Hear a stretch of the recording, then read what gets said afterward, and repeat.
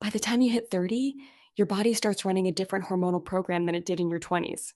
And honestly, most people don't figure this out until they're already in the middle of it. But here's what's wild.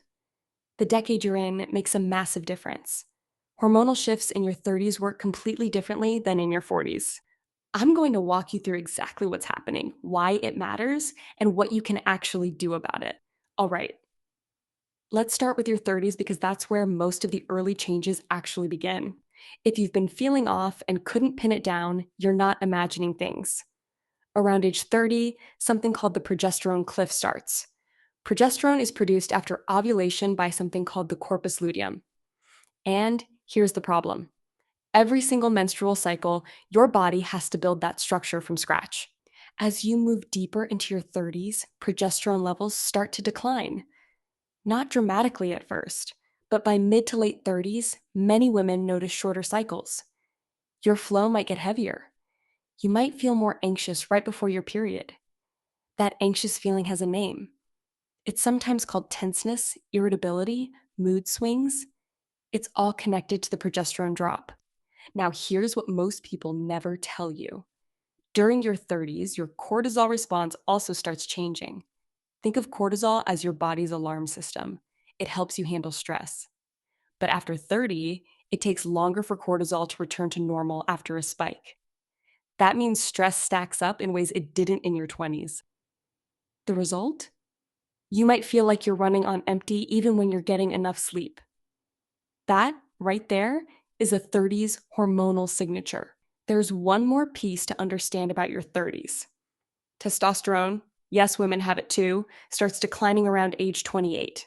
The drop is gradual, maybe 1 to 2% per year. But by your mid 30s, you might notice it's harder to build muscle even if you're working out the same amount. Recovery takes longer. Your energy levels just feel different. And this is the part nobody talks about. That slight decrease in libido that creeps up, that correlates directly with declining DHEA, which is a precursor hormone made by your adrenal glands. By the time you're 35, your adrenals are already making less of it than they did at 25. That's not in your head. That's biochemistry. Now, here's where it gets really interesting. When you cross into your 40s, everything changes again.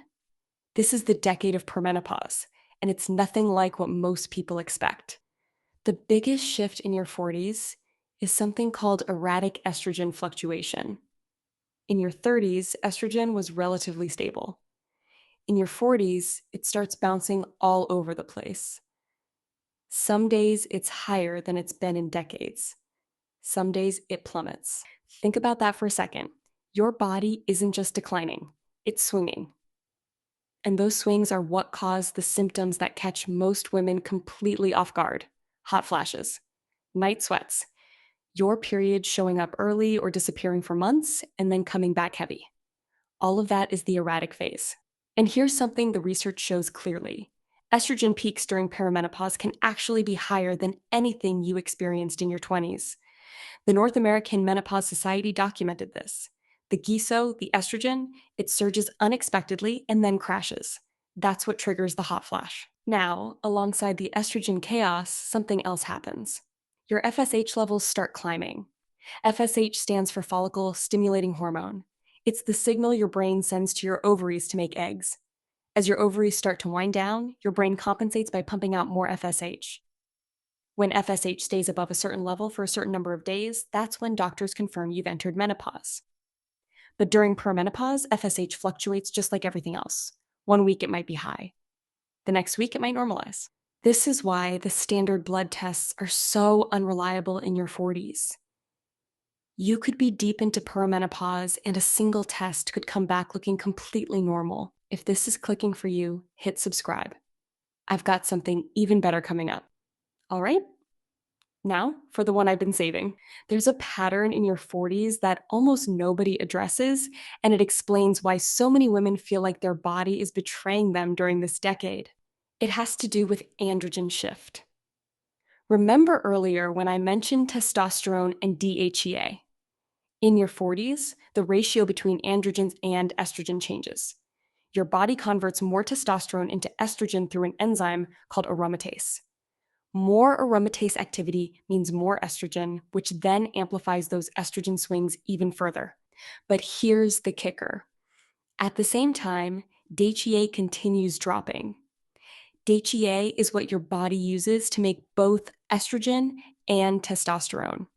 So you end up with less of the raw material your body needs to maintain balance. The result? Hair might thin on your head but get coarser in unexpected places. Your skin changes texture. Muscle mass continues declining. And that brain fog that many women describe in their mid-40s, that's partly the androgen and estrogen chaos affecting neurotransmitter production, dopamine, serotonin, GABA. All of these interact with your sex hormones. When estrogen and androgens are swinging, your brain chemistry follows along. That's why mood changes in your 40s often feel different than the PMS you dealt with in your 30s. It's not just more of the same, it's a completely different mechanism. Let that sink in for a second. Your 30s are about gradual hormonal decline. Your 40s are about chaotic hormonal reorganization. They're not the same thing. And that distinction changes everything about how you approach feeling better. So here's what you actually do with this. For your 30s, the focus is supporting progesterone and managing cortisol. Magnesium glycinate before bed helps with the anxiety piece. Seed cycling, where you eat flax and pumpkin seeds in the first half of your cycle and sesame seeds in the second, has some solid anecdotal support. Stress management isn't optional in your 30s. It's not a luxury.